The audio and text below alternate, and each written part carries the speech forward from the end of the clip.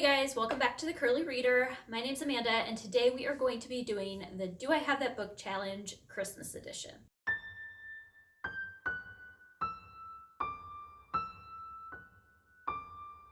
Alright, so this is a challenge that was created by Sarah at Sarah's Nightstand and Lindsay at Lindsay's Little Library as part of their book list Thursday video series. And there have been a couple of Do I Have That Book challenges that have gone around in the last year or so, and they came up with a Christmas themed one. So I have my daughter over here. She's going to be reading the prompts to me, and I'm going to see which books I can find on these shelves behind me. These are some read, some unread. Everything over here is middle grade. Everything over here is either adult or YA. It's just kind of a mismatch of everything, and so we'll see if I can find anything. So I'm not timing myself because that never goes well for me, but let's go ahead and get started. So what is my first challenge? The first one is elf name. An elf name. So let's see if we can come up with an elf name.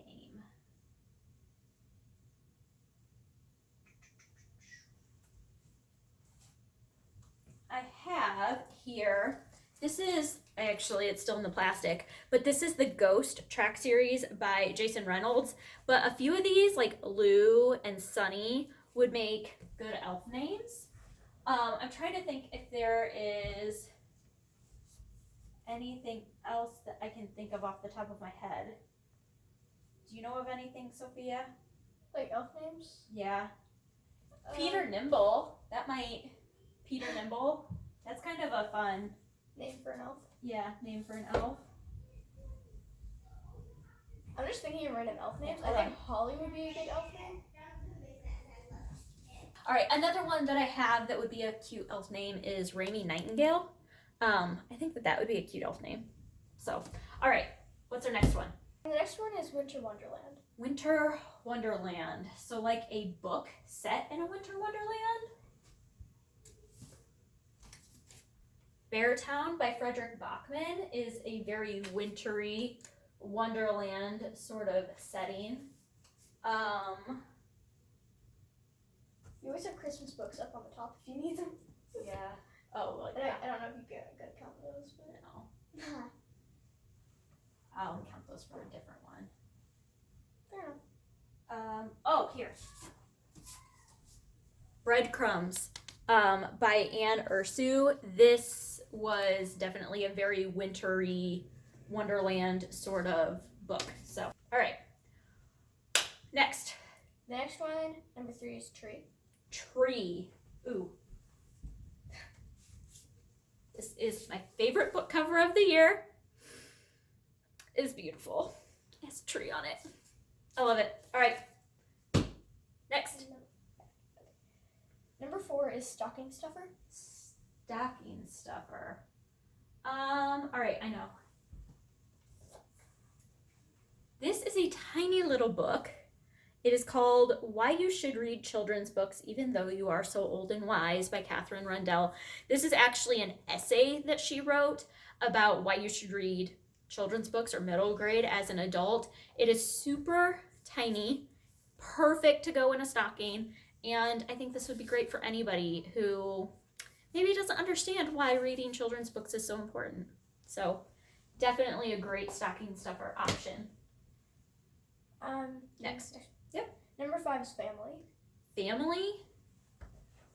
Okay. The first one that I thought of is The Penderwicks by Jean Birdsall. This is a story about 4 siblings. Let's see if I can find one that's not middle grade though. Oh, here. Little Women. It's about a family. So, all right. Next. Number 6 is a holiday movie title. A holiday movie title. All right. So, I actually have some old like vintage little golden books from my childhood. They are like dated, addressed to me like in the 80s. So I have Frosty the Snowman. I also have Rudolph the Red-Nosed Reindeer. These are two that are movie titles, Christmas movie titles. But that's kind of maybe not the point of this, I think. Another one that I have, let me see if I can find it. This one was made into a movie. That's Skipping Christmas by John Grisham. This was, the movie is Christmas with the Cranks, and I just think that this is wonderful. I love the movie. I love the book. So this would be a really good option as well. All right, next. Number 7? Yeah, Sure. Number 7 is something on your wish list. Something on my wish list. So is that like a title that has a word of something that is on my wish list? Or is it name? A book that is on my wish list?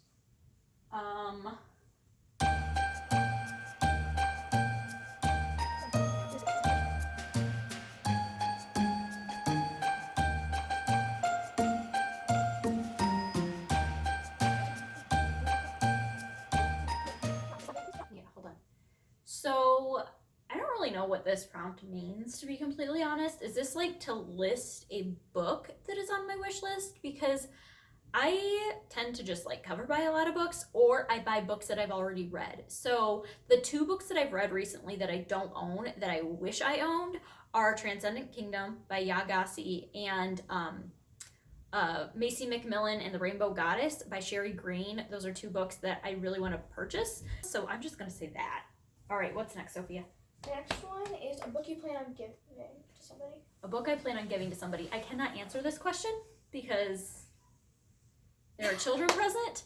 I do have a book upstairs that I plan on giving my parents, but I don't want to give that away either. So I'm not going to answer this question. We're just going to say that I plan on giving books this holiday season. And I may insert some pictures here of some of the options of what I am going to be gifting my children. So, all right, next. A place you would spend the holidays. A place I would spend the holidays.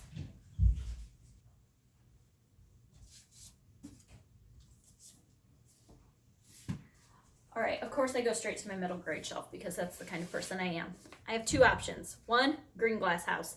This takes place at a smuggler's inn, like in a secluded mountain. It's just this hole in the wall kind of place, and it just seems so magical and so fun and cozy. So cozy.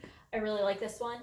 And then the other one that I pulled is The Girl Who Saved Christmas. This is the 2nd book in the Boy Called Christmas series, and I just love Elfhelm and the North Pole and just Finland in Christmas, and it just seems so Victorian, and I love it so much. So I think those would be my options of where I would want to spend Christmas. All right, is it the last one? Next one? Yeah, there's 3 more. 3 more. Number 10 is a tacky relative. A tacky relative. Ooh, I know which one, but it's upstairs. I'll be right back. Okay, Small Admissions by Amy Popel. The parents in this book are the epitome of tacky relatives. They are very educated, very just academic, but they have no tact. And it's hilarious, but very tacky at the same time. And so I would say the parents from Small Admissions.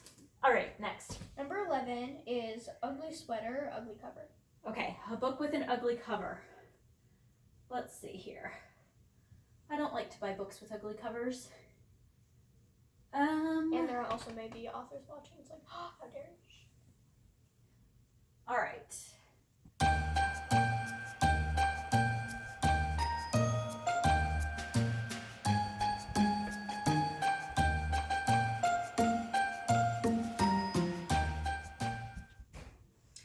All right. I am going to say these two. So this is As Bright as Heaven.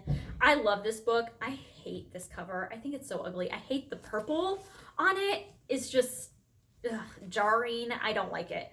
And then my other option is I Tell You I Love You, But I Have to Kill You. This is a YA book, and I just hate this cover. I think it's so awful.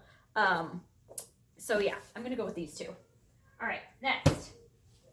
This is the last one. Number 12 is Kissing Under the Mistletoe. Kissing Under the Mistletoe. I don't think I own a single romance book. Oh, no, I take that back.